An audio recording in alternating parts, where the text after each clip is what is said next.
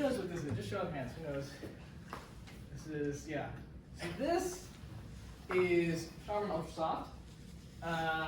And I'd say it's maybe the best toilet paper. It's very soft. There's minimal chafing. I would say if you were going to choose a toilet paper, generally, I would recommend this one. I've gotten some pushback on this actually in other talks, but unfortunately, this toilet paper, it's very wonderful, but it's impossible to achieve on a grad student budget. And so, as wonderful as Charmin Ultra Soft is, the protagonist of our talk is not Charmin Ultra Soft, it's Kirkland Okay? And the ideal property of Kirkland Ultra Soft, by the way, who knows what this thing, just show of hands? It's like, so this is like the Costco version of that, you know. And the goal is this is, you know, hopefully something that's indistinguishable if you're a weak adversary, and it's possible to achieve on a grad student budget, and this will be the protagonist of our talk, okay? But we'll come back to that later. So ideally, I would like you to listen to my whole talk, but if you don't listen to my whole talk, let me just tell you what the two takeaways I want you to have are, okay?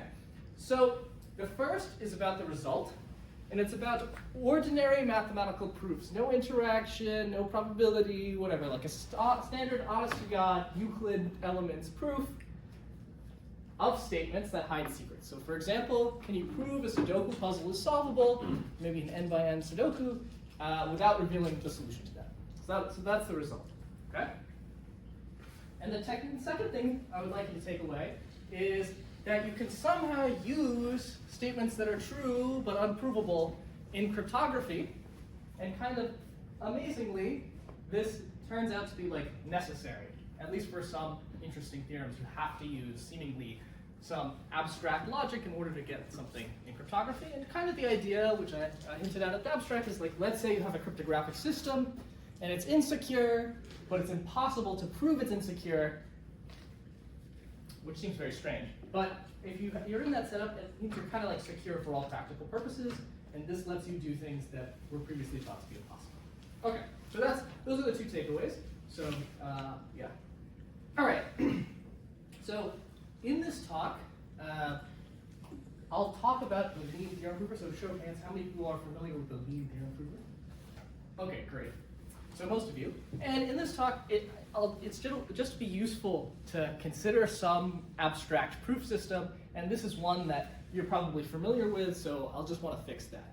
But we're not going to use any properties about it. I just want to have something concrete to talk about. It's just some algorithm that takes as input a statement and a proof, and will either say valid or invalid. And you can choose your favorite one. Maybe you like, you know, Zermelo-Frankel with choice set theory, you know, whatever. You can fix your favorite one here. And for the talk, I'm going to assume it's like a consistent, it's a you know, good proof system. You can't prove 0 equals 1 in it and stuff like that. But if you know, you can choose your favorite one.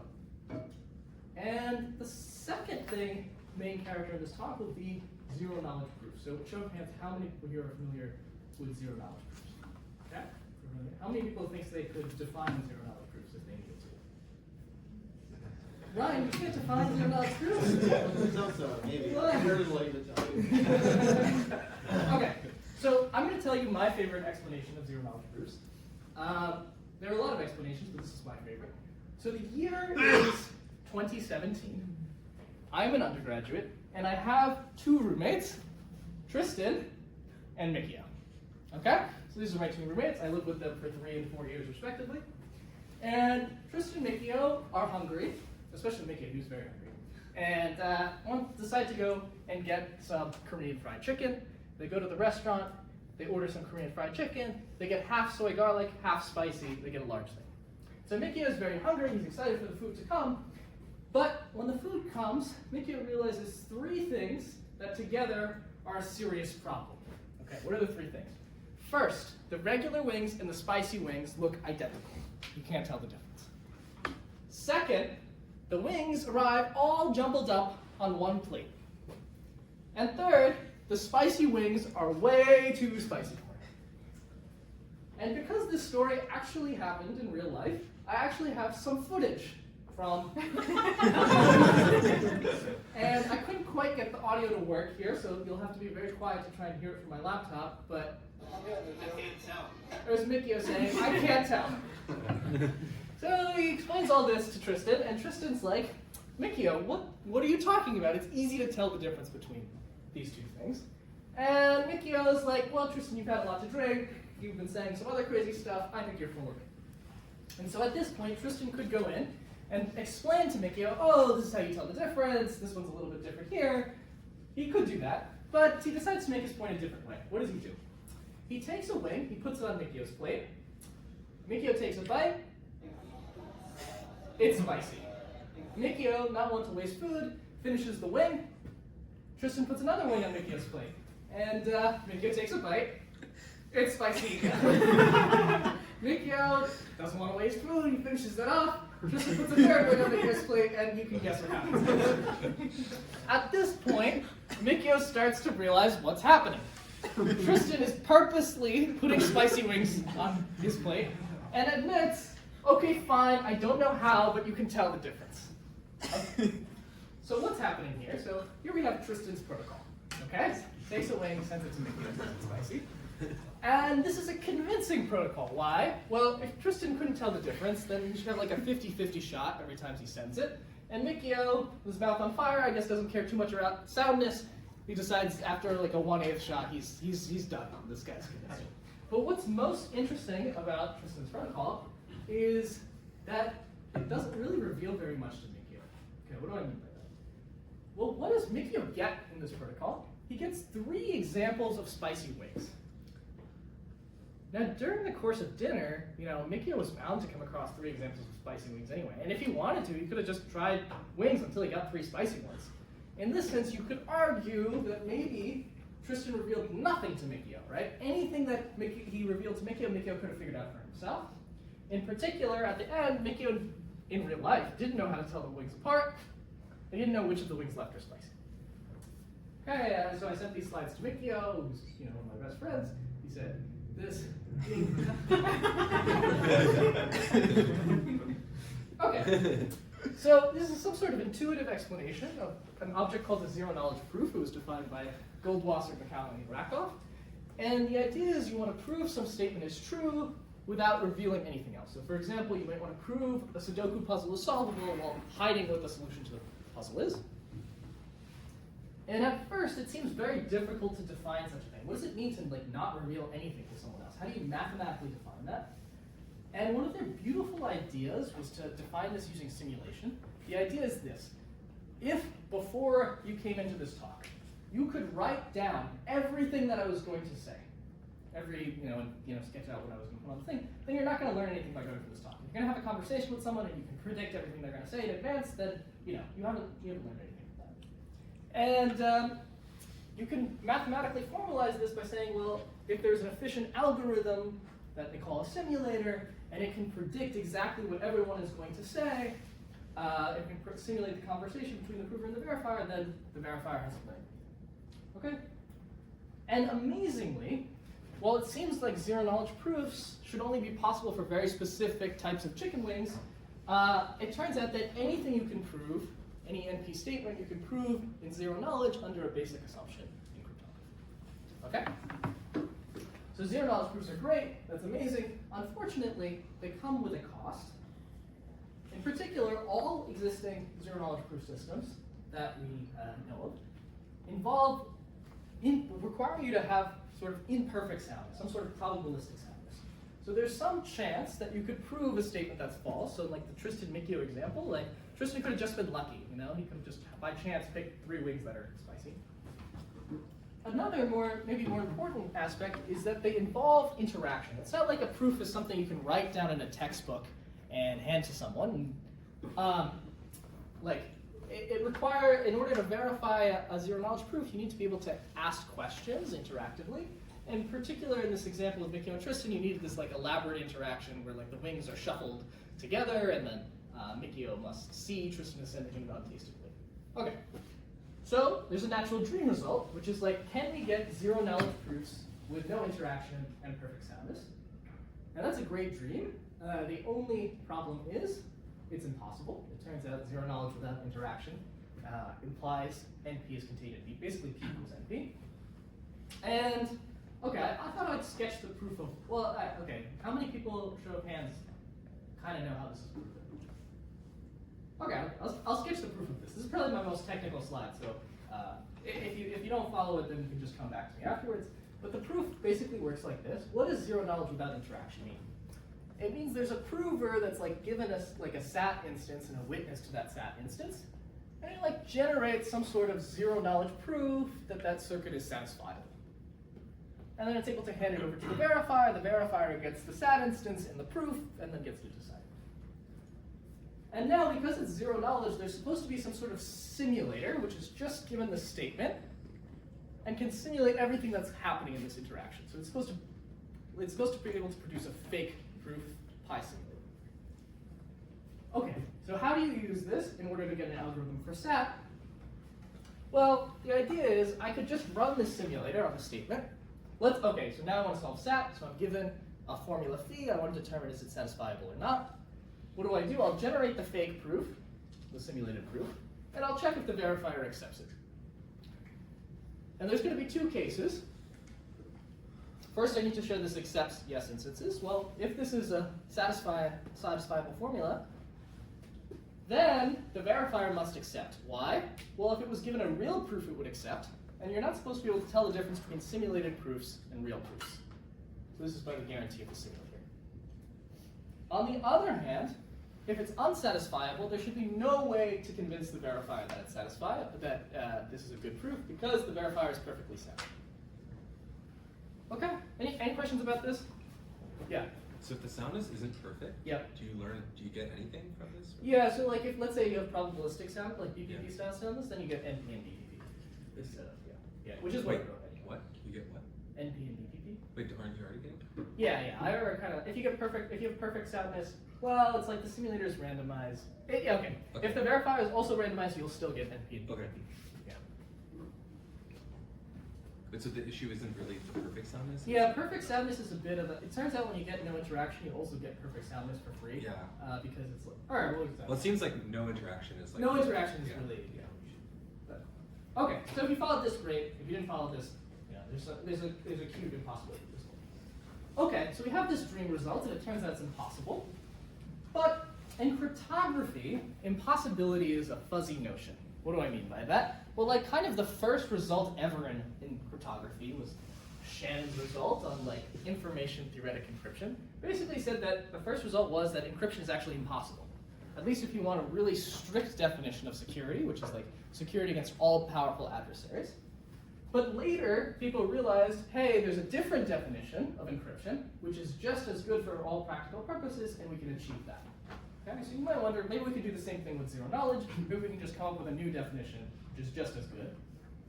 And there's been several attempts at this, but even like kind of baby versions, like very simple properties out of zero knowledge that you might want to do, we didn't know how to construct it. So here's an example. Witness hiding for factoring. So let's say you want to prove that a random product of two primes is a product of two primes without revealing those two primes being. I actually have no idea, like I don't know much about this problem in particular. Maybe there is some very clever way to do it, but this is just an example of what witness hiding is convey to you. And this is something that we'll be able to achieve. Okay, so like even, you might want to overcome this impossibility result, but even like kind of simple cases like witness hiding we didn't know how to do. And indeed, there was some intuition that there really shouldn't be some way to overcome this. There's like, here's a quote from Barak Angadon. It says, given the impossibility results, reducing interaction further than trusted setup, I'll say something about that in a second, seems unlikely. Indeed, a truly non-interactive proof system seems to be inherently incompatible with the intuitive notion of zero knowledge. From such a proof, the verifier gains the ability to prove the same statement to others. So basically, Barak Angadon is saying there's like kind of an attack, call it the replay attack, which is like, if you hand me a proof of something, I could just, copy paste that proof to somebody else, and that seems inherently incompatible with zero knowledge. And there's actually a slight bug in that argument, which is kind of like our loophole that we'll go into. So if you're interested, you can think about what the loophole is there. Okay, so how can we get around this? So cryptographers realized like this is unfortunate, And what they did is like there's this model called non-interactive zero knowledge where you assume you have like prior trusted setup beforehand. There's kind of like a 0th round of interaction. You assume everybody has access to some shared random string. But in this talk, we don't want to do this. We don't want to have any setup. We want to truly have no interaction. Okay, so how are we going to do this? Seems like we're going to need a new idea. And this is when someone enters the picture. Okay, anybody know who this is? Maybe based on, yeah. Sorry, wait, someone shouted something out. What did you say? That's Hilbert. But what did you say first? Gödel. Gödel, yeah. You got me. So then who knew it was Hilbert? You, all right. You're not a really. And then, Okay, good. you might notice this is not Kirkland Ultrasoft. I don't. They only let me have a carry-on at United. Basic. Okay. Anyway. All right. So this is David Hilbert, and so David Hilbert had a dream. He had a dream. He was like, and I think his second problem basically was like, let's come up with a formal system for mathematics for understanding statements about the natural numbers. I want it to be complete, meaning that for every statement either it proves that it's true or that it's false. And Kurt Gödel came along and said, actually, this is impossible. If you have any system, formal system that's can prove either a statement is true or a statement is false, it has to be inconsistent, meaning it can basically prove 0 equals 1, which is pretty bad. And that kind of sunk Hilbert's dream.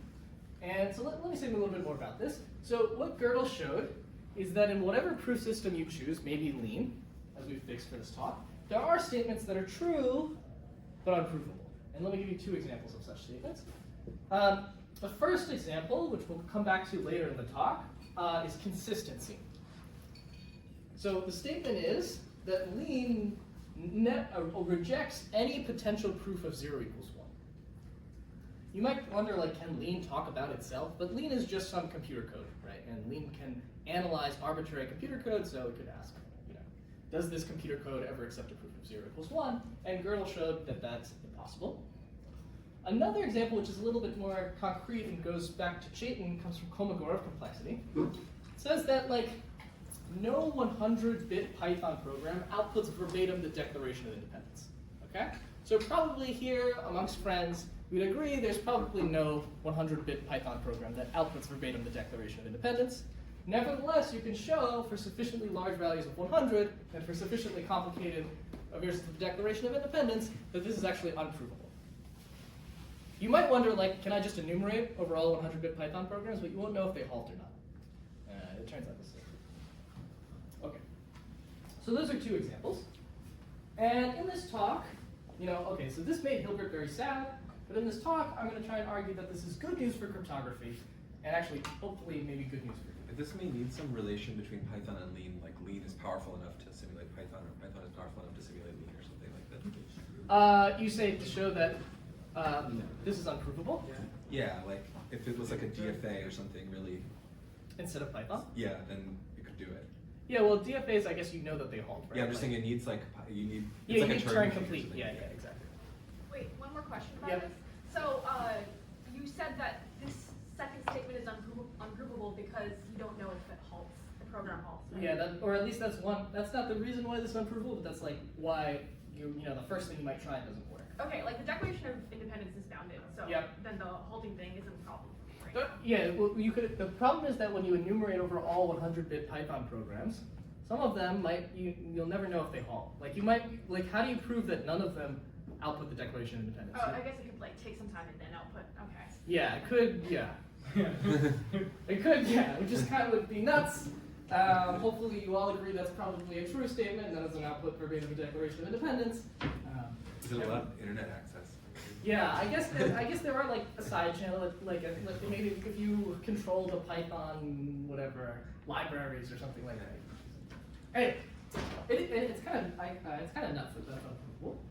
But okay, I want to argue in this talk that incompleteness is actually a good thing, right? Like, so in cryptography, you usually try and take bad news and turn it into good news, and usually that bad news is an algorithm not existing. But I want to argue that you can also do it with incompleteness.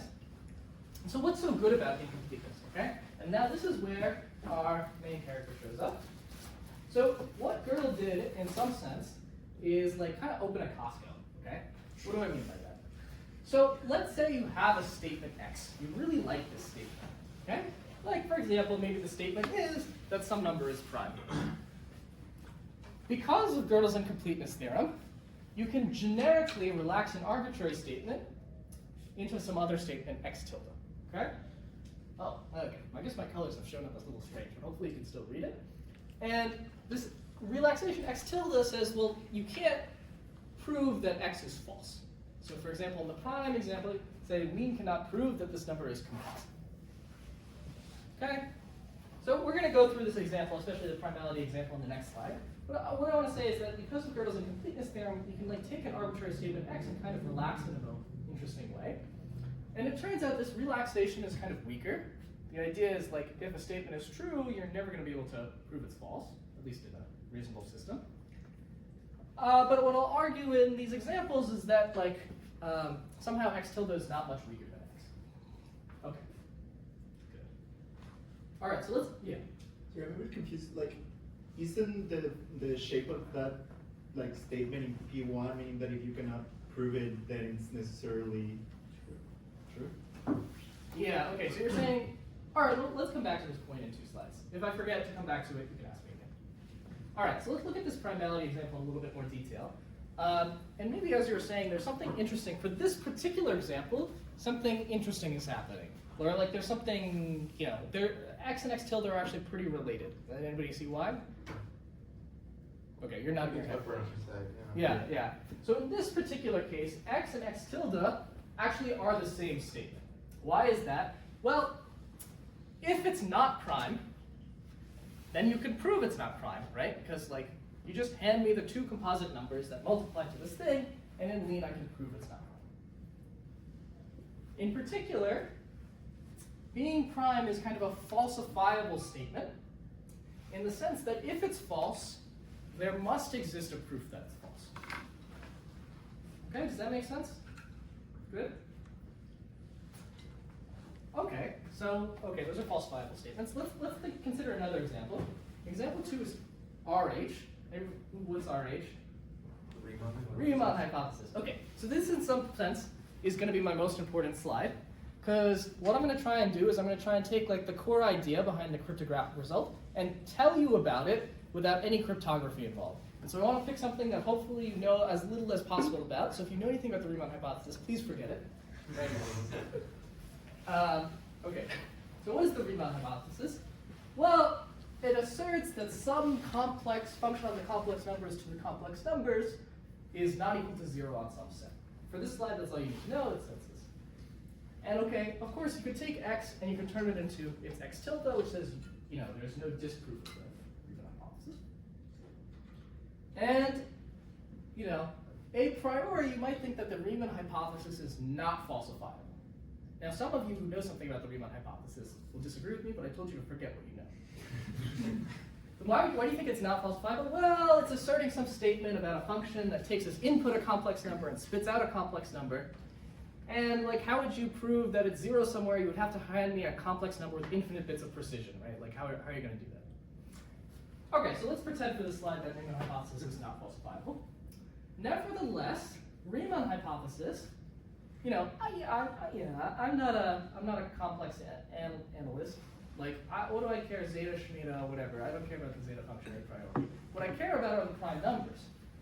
And, you know, the Riemann hypothesis has falsifiable consequences about the prime numbers. So for example, one result by Sudoku says that there's always a prime number in the interval, in any interval of size roughly square root n, okay? And this is a falsifiable statement. Why? Well, if it's false, what do I do? I want to be clear, like the thing on the right-hand side of this is the falsifiable statement. If it's false, how do I prove it's false? Well, I just hand you the x, and then for every number in that interval of size square root x, I'll hand you the 2 factors for that thing. And this proof might be long, but in the definition of falsifiable, it's like a proof of any number. Okay? And that'll change when we get to the cryptographic setting, but I just want to introduce the idea. Okay, so you agree that this is a falsifiable consequence. And now what I want to claim to you is as maybe if we don't prove RH, but if we just get RH tilde, that's also going to imply this falsifiable consequence. So I've just named this particular falsifiable consequence K. k because I already used c for the complex numbers. And what's the proof of this? So this is a very simple proof by contrapositive. So the proof goes, what do we do in a proof by contrapositive? You start with the negation of this. Now I want to say, because we know not k, we know lean proves not k. Why is that? That's the definition of falsifiable. If it's false, there's a proof of it. Now we know that lean proves not RH. Why? Well, because lean proved not k, and Deduque said that RH implies this consequence k. I'll assume that Deduque's result is provable in lean. And then we're done, right? Because now we have not RH and tilde. This is the definition of RH. Okay, does this make sense? Any questions about this? So like later in this, yeah. So with the example you said before of 0 equals 1, Yeah. like it's confusing because it's falsifiable because 0 does not equal 1 and a program can check that. But is the point that, wait, it's like you have to negate, like 0 does not equal 1 So okay, is that, not falsifiable. so the Question mark. statement there is not that 0 equals 1. The statement there is that there's like lean never proves 0 equals 1. So lean, you should think of it as just some Python program, Mhm. right? And it's some Python program you're asking, does this Python program ever accept a proof of 0 equals 1? I see. Yeah. But I mean, so these, I see. Oh, so it's still maybe true that lean cannot prove x tilde on this slide? Lean cannot prove x tilde. So you're saying lean cannot prove that lean cannot prove that yeah, I guess that's true. Like things like that are still Yeah, true. it's Okay, still okay. like that. Okay, and this argument, hopefully if you believe it, like we didn't use any properties about this particular k. In general, whenever you have a falsifiable consequence of x, that's going to be true as long as we can prove x tilde. Okay? And what's useful in this is that if you're a cryptographer, it turns out almost all the definitions that you consider are falsifiable with the star. And I'll tell you the star on the next slide. Okay? So what do I mean by that? Okay, falsifiability in cryptography. Okay, how many people here know what a one-way function is? Just raise your hand. Okay, good. If you don't know what a one-way function is, then hopefully this definition will still make sense to you. Okay, actually, if you don't know what a one-way function is, maybe you just ignore this and then we'll come back to it. But usually, the security of a one-way function is defined asymptotically. Okay. But you could just, consider some concrete security you want out of the one-way function. In particular, you might require that your function f, for every n and for every adversary of a certain size, the probability it inverts your one-way function is at most some number. And once you do this, it becomes falsifiable. Why is it falsifiable? Well, just hand me the n, hand me the adversary. I can test this myself in a finite amount of proof, and I can prove that this is false. And in fact, if you make some de-randomization assumptions, this proof actually is not too long. And almost any primitive and definition cryptography that doesn't involve the word simulator is, can be put in this thing. So the point of this slide, if you're not familiar with one-way function, is just that this most security definitions in cryptography, as long as you choose a concrete security function, are falsifiable. You're just saying that, like most definitions are of the form, there does not exist an adversary that does something. Yeah, So then basically, you can, yeah. At least if it's non-uniform or something. Yeah, then you these can are just- strong uniform. Yeah. And the idea is kind of like most of the time in cryptography, if there's an attack on your system, you can look at that attack and see that it's working. If somebody's able to distinguish encryptions of 0 from 1, you can hand me that adversary and I can see, hey, it's distinguishing those encryptions. Yeah. Is the assumption that there exists one function falsifiable? Yeah, good. Well, so it depends. There's I would say you could give two. Turns out there's these universal one-way functions, which is one way if and only if there exists one. But you'll still have to pick whichever a particular security thing. Yeah. So how do you know that the adversary works beyond a certain probability? I guess you always have some uncertainty. If you keep running it, could be that the adversary just You could go over all this adversary will take a finite number of bits of randomness, and so you can just go over those finite bits of randomness. This adversary is for particular input there's no polynomial time. Yeah, there's no polynomial. You hand me a circuit. It has a finite size, and then and actually, if you believe in de-randomization, you can actually just run it on a complexity theoretic pseudo-random generator, and then you can kind of efficiently test approximately. Okay, but the point I was just trying to make on this slide is that a lot of security definitions that we care about are falsifiable, as long as you pick a specific security thing. Okay, so up to this point, what did I try and tell you? I tried to say that Gödel is good for us. It opens. Oh, by the way, that was a good question. Oh no, I gotta get the back row. All right, make it hard. Okay, when you use it, you can think of me. Okay, so that's great. We have some, you get this x tilde for every statement x. But what can you do with this? Well, one thing that you could do with this is, let's say you have a beautiful statement x that you want to prove, but it's false. Why not just prove x tilde? It's just as good, right? At least if you care about falsifiable consequences, which seems to be what you care about in cryptography, might as well just get x tilde. Right? X tilde says lean cannot prove not x. Yeah, exactly. And one way to think about this, which is kind of interesting, is like as some sort of distributionless version of computational indistinguishability. So if you're not familiar with computational indistinguishability, it's basically saying like if two algorithms can't tell something apart, then they're like basically the same. What this offers is some sort of way to talk about computational indistinguishability, like without talking about distributions. It's like somehow if you can't prove that something is false, or it's hard to prove that something is false, then it's like indistinguishable from true.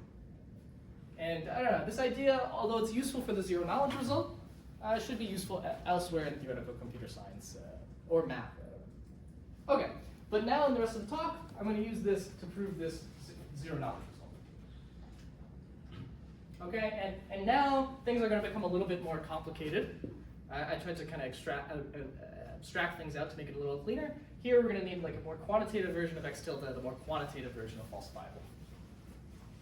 Okay, so in the rest of the talk, I'm going to tell you about this result, which I'm going to now say informally. Informally, it says that you can achieve zero knowledge with no zero knowledge with no interaction, no setup, and perfect soundness is effectively possible. And then the next few slides, or at least as however far we get, I'm going to tell you the formal definition of effectively. You'll get a formal theorem statement. Then I'm going to tell you a little bit about how you construct it, and then I'm going to tell you a little bit about how you use it. Okay, so that's the rest of the talk. So okay, how do we define this? So before we define it, let's talk about what the classical definition of zero knowledge is. So the classical definition of zero knowledge asserts that this simulation algorithm exists. This is the thing that's supposed to, mimic the potential transcript between the prover and the verifier, and it like kind of confirms that the verifier isn't learning anything. And I'll make a few changes to this normal definition. Usually it's talking about like algorithms and not circuits, but we can change it to the simulator to be a circuit. That doesn't really change things too much. And this is kind of an asymptotic statement. It says basically for every input, there's every input length n, there is a circuit that is the simulator. We can kind of break that down into one statement per input length, okay? So I'm going to say the statement zk sub lambda says there exists a circuit, there exists a circuit of a particular size, I'm going to set that size later, that acts as a simulator. And this is the definition of the simulator. If you're familiar with it, great. If you're not familiar with it, whatever. And in fact, in order to do this, I need to pick a particular s, I need to pick a particular epsilon, but if you're an expert, you could do that, but I don't want to worry about it. Okay, so what we've done is we've taken the classical definition and we've broken it up into a sequence of statements. Each one is like a very concrete statement. There exists a circuit of size s, which has a particular guarantee. So what is the new definition? It says kind of you can't rule out that a simulator exists. It says for every lambda, lambda is the security parameter in cryptography. If you're not familiar with cryptography, you can think of it as like input length. So for every like input length, any lean proof that tells you there is no simulator has super polynomial length. Okay, and super polynomial, like, it's not so important. In fact, like, if you make reasonable assumptions, you can make this like sub-exponential. Okay, so it's saying like in an input lengthwise basis, you're not going to be able to rule out a simulator exists. And okay, again, like there's nothing special about lean. I just want to be concrete because it lets me like drop a quantifier. like, you know, you can put your favorite proof system here. If you don't like me, you can put something else. Any questions about this definition? Makes sense? So in some sense, it's saying like, this system, this, you know, your prover and verifier are kind of indistinguishable from being zero knowledge. But who is it indistinguishable to? It's like indistinguishable to Lean, to like the axioms of mathematics. Okay, and so how do you construct this? Oh, right. Any questions? Yeah, oh, sorry. Yeah, how could you possibly get perfect soundness from this? Like what if there is a simulator just like very large or something? Okay, so this definition, like, hasn't talked about the verifier yet. This is just a property the prover has, right? If you hand me a prover, I can ask, you know, how hard is it to prove, how hard is it for Lean to show there is no simulator? Then later on, we'll have to argue that there is a verifier for that, which has perfect soundness. On the next slide, I'll give a construction, or I'll tell you a bit about the construction. Hopefully, it'll be more clear. But you will get perfect soundness, yeah, as long as you believe Lean is like consistent or something like that. Sure, but you won't get the ZK guarantees for sure, right? That's the... You won't get this ZK guarantee. Like in truth, there will be no simulator. Nevertheless, because you will get the guarantee that you can't prove that there's no simulator. And later on, I'm going to tell you how to use that guarantee to get the falsifiable properties you want. No, but I get like when you say you can't prove that there's no simulator, it's proof up to a certain level. Yep, yeah. Because there is no simulator, right? Like, so eventually you'll be able to just brute force over all circuits and see that they're not simulators. Does that make sense? But to a fixed level? Or? Yeah, so it's like, you should think of it like this. Like, let's say I hand you a circuit and you want to show that it's unsatisfiable, right? One way to do that is to brute force over every input to that circuit and say, hey, it never outputs 1. But that's a proof of like 2 to the n, right? Here we're saying like there's like a particular instance of SAT which kind of corresponds to like not zk sub lambda. We're saying like there is no proof that's significantly shorter than this like 2 to the n brute force proof. I mean, the left-hand side also has some hypothesis that the simulator is small, right? So they're sort of comparable. Yeah, this is like how, when we define zk sub lambda, we picked a particular size s. Is that like lambda? Okay. You have a question? Yeah, but this doesn't seem like uncomputable or something. Yeah, this doesn't seem unprovable, you're saying. Yeah. Like, you're saying for each particular zk sub lambda, Yeah. there is a finite proof, maybe it's 2 to the n. Yeah, so like, I guess as I said earlier, like, the stuff that I said in the beginning was kind of an abstraction where we use unprovability. Now we need a more quantitative version of unprovability. Yeah.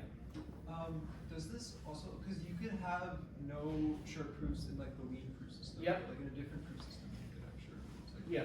Wouldn't you have to quantify over all proof systems? Yeah, good. So you're saying like, listen, maybe Lean is one proof system, but maybe I want one that works for all proof systems. It turns out that's impossible, but what you can get is one proof system, and okay, we'll come, when we talk about how to use it, we'll come back to this.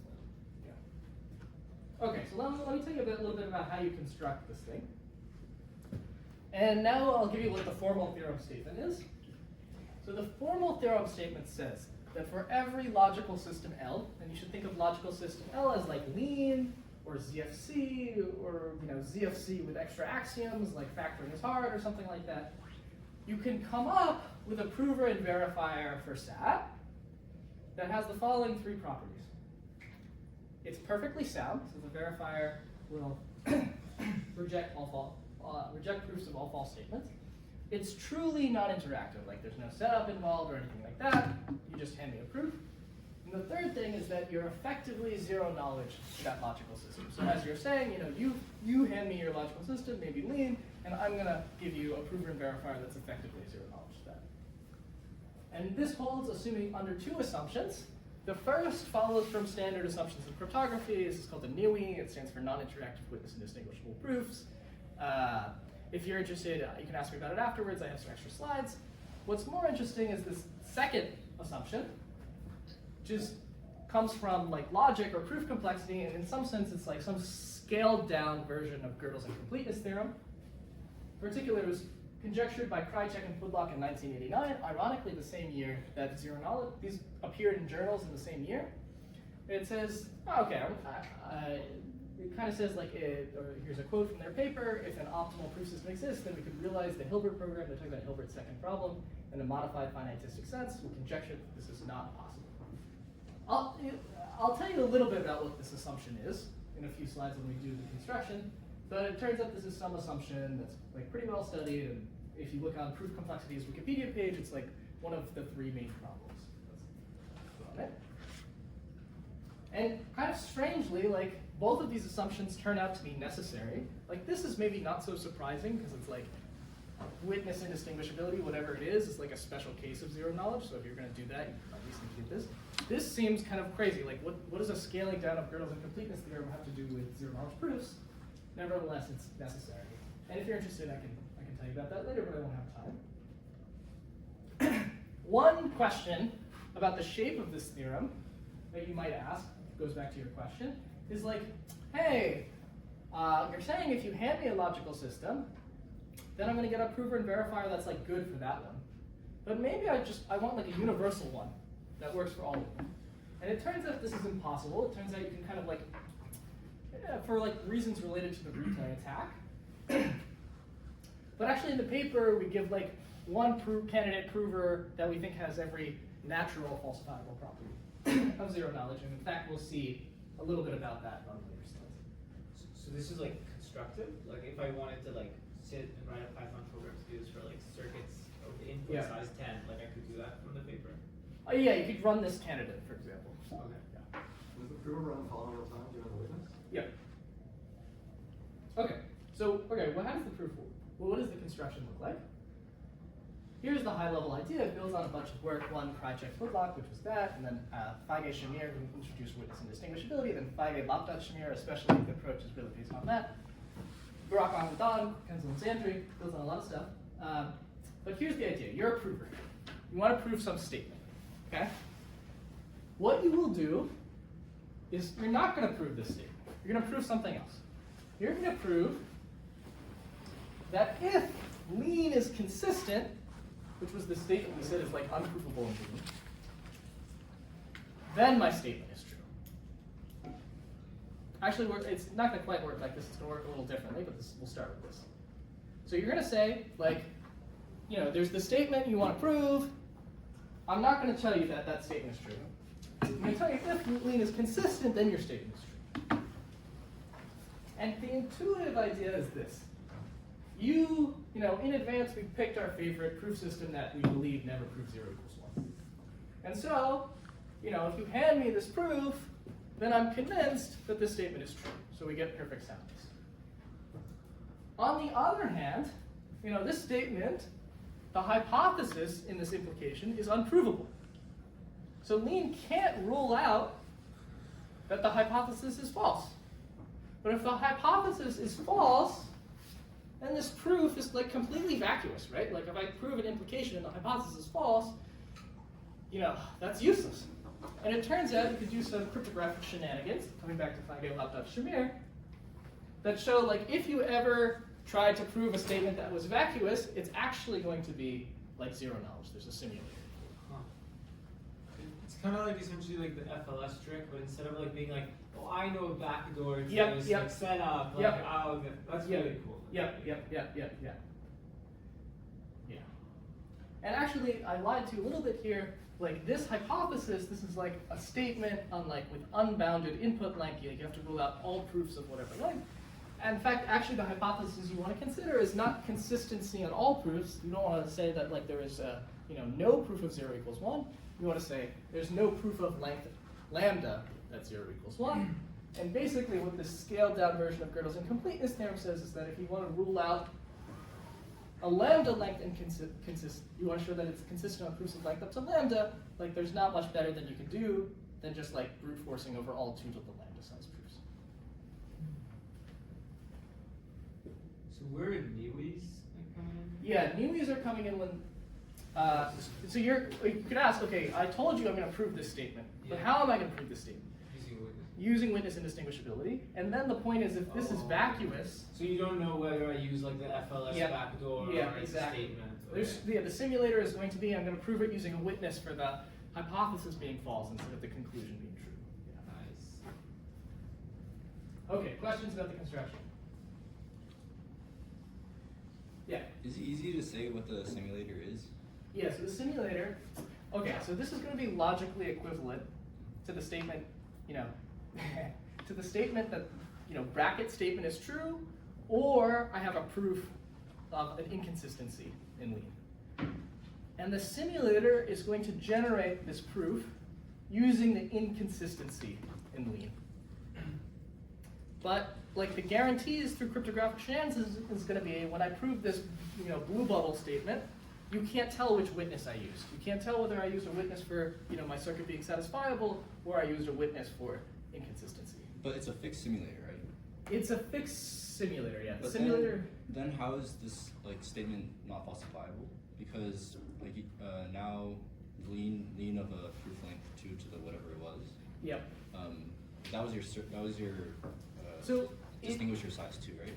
Yeah, so you will be able to show that there is no simulator, but it might require a proof of length 2 to the lambda. But wasn't that the security parameter for the distinguishing between simulators and the actual transcripts?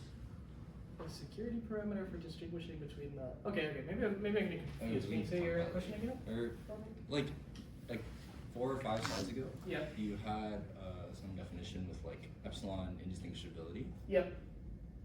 It's probably this. Yep. Yeah, if you are you telling me that the epsilon isn't going to be? Sorry, I'm getting confused too. Yeah. Okay. Maybe. No, we talk All right. about Maybe we it. could talk about that then. Yeah. Okay. So now let me tell you how you use. Now I've told you the definition, the theorem. I've told you a little bit about how you construct it. Let me tell you about how you use it. Okay, how do you use it?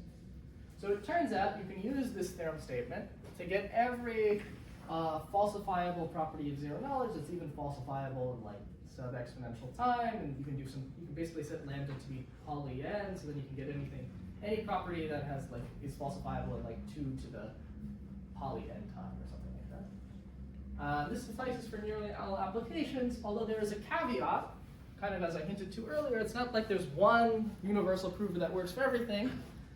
You might need to change your prover depending on what property you want to get. Although we have a candidate universal prover for all natural things. Okay. Wait, sorry, when you say you can get every falsifiable property of classical zero knowledge, Yep. Classical zero knowledge can presumably also get every falsifiable property of classical zero knowledge. Yeah, but we get it without interaction. I see. Yeah. Okay. Yeah, good. Okay, so let's get back to this example that I mentioned earlier, which is witness hiding for factoring. Let's say I want to prove that the product of 2 primes is a product of 2 primes without revealing those 2 primes. And for this to actually be witness hiding to be hard for this, factoring actually needs to be hard, right? Because if factoring wasn't hard, then I could produce P and Q myself without being proof. And to make our life easier, we're going to assume that Lean can prove that factoring is hard. Later on, maybe you don't buy this. Later on, I'll tell you what you do if Lean can't do that. And we'll have to pick a specific notion of hard, maybe lambda to the log lambda or something like that. But let's say we have all that. Now, hopefully, this slide should remind you of the Riemann hypothesis slide, except it's more complicated because there's some crypto running around. So we're going to do the proof by contrapositive. Okay, and this builds on some work by Gödel and Zandri, which really inspired this paper. So we have our proof pi sub n, which is generated using our effectively zero knowledge limit. And we're doing a proof by contrapositive, so we're going to say, suppose this was not witness hiding. Suppose it did, you could get the primes P and Q from the proof. What does that mean? It means there is some successful adversary circuit, which when handed the state, the product of 2 primes, and the proof that this is a product of 2 primes, is able to pull back out those 2 primes. Okay, and it's succeeding probability n to the minus 100 or some success probability. So this is the definition of what it means to break witness hiding. Now what I claim to you is that this circuit is kind of some sort of randomized certificate for pi sub n not being zero knowledge. Why? Well, you could, if I hand you this circuit, you could just run it for yourself on random X and see that it's producing this P and Q. Okay, so you can tell, it certifies, at least with randomness, that witness hiding is being broken. Moreover, witness hiding is a property of zero knowledge, so it's certifying that this is not zero knowledge. And if you assume P equals BPP, and Lean can prove it, if you don't believe Lean can prove it, I'll talk about that on the next slide. It's reasonable that you could turn this randomized certificate into a legitimate proof. Basically what you'll do is you'll run the circuit on a complexity theoretic pseudorandom generator, and then see. And now once we get a proof that this pi sub n is not zero knowledge, then we know that pi sub n is not effectively zero knowledge, but we assumed we started with something that was effectively zero. Okay? And here we don't really use anything about factoring at all. It's really just that if you're breaking witness hiding, there's an adversary that you can tell is breaking witness hiding. Any questions about this? On the next slide, I'm going to tell you okay, what do you do if you need to prove some stuff?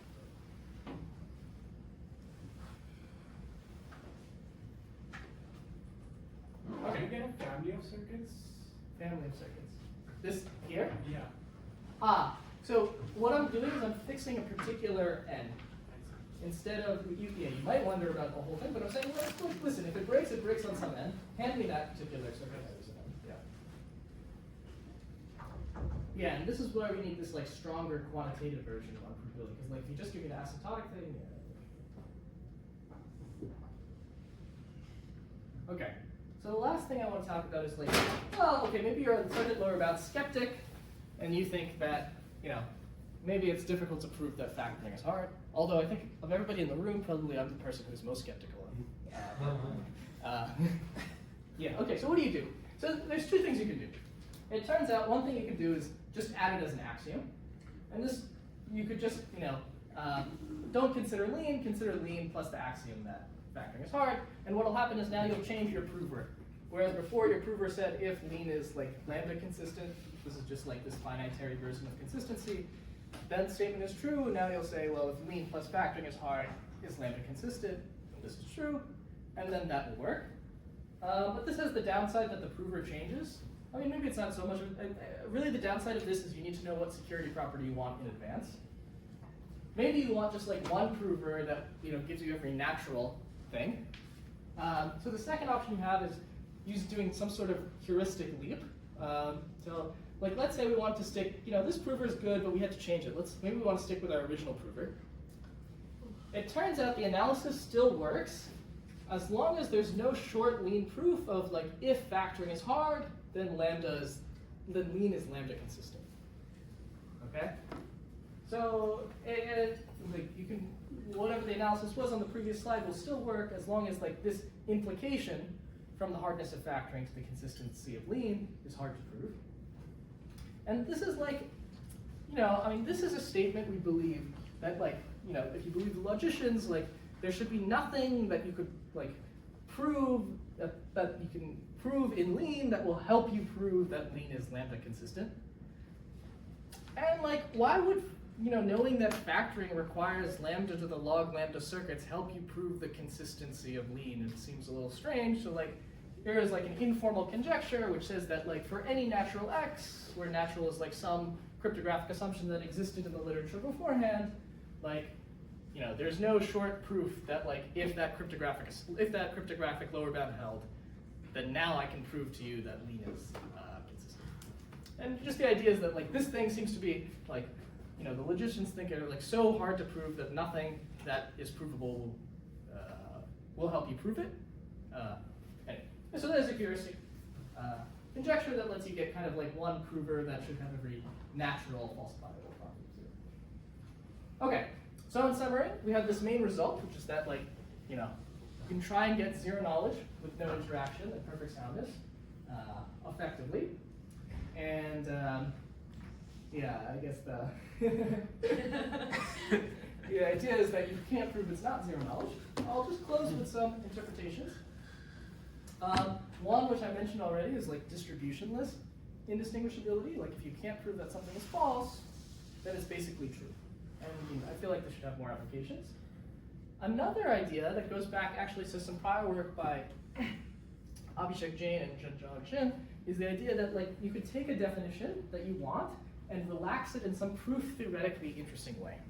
In some sense, our definition is saying, you know, you want zero knowledge, but I'm not going to give you zero knowledge. I'm going to give you like all the consequences of zero knowledge that have like kind of short proofs and some nice proof theoretic property. So you can take your favorite definitions and relax it in a proof theoretically interesting way. But kind of my favorite interpretation is that like we think of time as a resource, we think of space as a resource. There's some sense in which axioms are also a resource. And you can exploit the fact that axioms are a resource in your definitions. Like in some sense, what's happening here is that like there is this tension between soundness and simulation, which I showed you in that impossibility result. What you can do is you can create your definition, so this is, like the definition doesn't have axioms, the necessary axioms to like distinguish whether your thing is sound or not. And you can kind of use this like axiomatic different like power. You can leverage this like power difference in order to like get rid of this contrived counterexample. All right, if that made sense, great. If not, whatever. But what I want to say is like, okay, in this talk, I told you there was this impossible result, but you can prove it. What other false theorems can you prove? All right, thank you very much.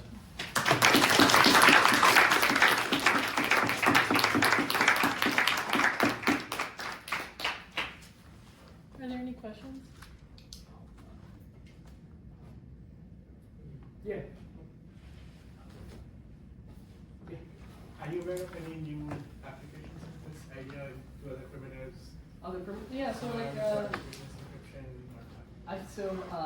Surya, Abhishek, Jatu, and maybe there's one other person we've never quoted. They have some applications to SNAR, so they have this paper in stock, which is titled SNAR NP from the unprovability of mathematical data, something like that. So I haven't seen that paper. I've seen a talk on it, but it seems like so they're using some unprovability of something else to try and get it SNAR. This basically gives SNAR, right? Like what are they still shooting for? This gives SNAR, you're saying? Yeah, I mean you have I guess not succinct, right? Not succinct. Yeah, yeah, it's not succinct and it's not an argument. Okay. But we have used reversal construction before, and I wonder if it's similar. Yeah, I don't know. Yeah, but yeah, we can talk about it. Yeah. Yeah. You mentioned there's a loophole about the replay. Oh yeah. So what's the loophole about the replay attack? It seems very convincing, right? Imagine I gave you consider the following prover, right? The prover takes his input the statement and the witness, and then it just outputs the all zeros string. Okay? Seems like a really dumb prover, right? But it's like you literally could not be more zero knowledge than this, right? Because it's like I literally have told you nothing. I'm just all zero string. Nevertheless, on that prover, which is kind of the most zero knowledge prover you could possibly have, you could still run the replay attack, right? So it's like replay attack is actually something really subtle, right? Like it's not really necessarily a property of zero knowledge itself. It's some sort of weird combination of zero knowledge and soundness. And this is how you're able to, like, this is kind of what's happening in the and one way to think about it is like this construction, if you're lean and you look at it, you can't distinguish between the case where the proof system is sound and the proof system is zero knowledge. It's kind of like dual mode in a sense, like you can't tell. And so this replay attack is really only attack when you know that both of these things are true. And so it's like, yeah, it turns out to be really subtle, but hopefully that gives you some idea of why the replay attack is actually quite subtle. Because it works on this output 0 VM. Yeah. Any other question? Yeah. And is it possible to formalize this entirely in green? Like, because you need the, like, even assuming like your hypotheses. Yep. Yeah, so, yeah, okay. So, like, are you willing to, like, you're saying when I assume the hypothesis, you're saying, like, assume that this cryptographic primitive is secure. Yes. I mean, even assuming everything there, like, what I would like is like, this statement, like, this Sudoku puzzle has a solution. Yeah. So, like, a lean proof that type checks. Yep. Like. Oh, you want a candidate that's possible in lean. Is that what you were saying? You want a candidate proof that that Sudoku is solvable, you want a concrete, sorry, you want a concrete, lean, checkable proof. Yes. Sudoku. Yeah. Yeah, actually this does give a candidate of that. So what you'll do, so it turns out lean can prove the consistency of ZFC. Lean is like slightly stronger than ZFC. And you can, so basically, you can use this to get a candidate, like lean proof that is going to be solvable about doing a solution. Okay, we can talk about it later. But no, there's a candidate lean. Oh, it's not a great, like, it's not a very practical candidate. Your proof is going to be like gigabytes long, at least. And if that's if you believe my, very generous choice of parameters. Yeah. So back to your previous example, if I see a effective zone node to prove, I can also use the same proof to prove to other people, right? Yep. You can have this replay. So to that extent, it's a little bit different from the zone node to prove. Like it doesn't have that property. Yeah, so like, I mean, it depends what model you're in, and in fact, like these non-interactive zero knowledge, is like NISICs, you also have this attack on them. But like the standard model of zero knowledge, you didn't have this replay attack. Yeah. Maybe my last high level question. Like, yep. You already can prove the existence of things in math without writing them down, right? Like, yep. Just because they're like non-constructive axioms. Yep.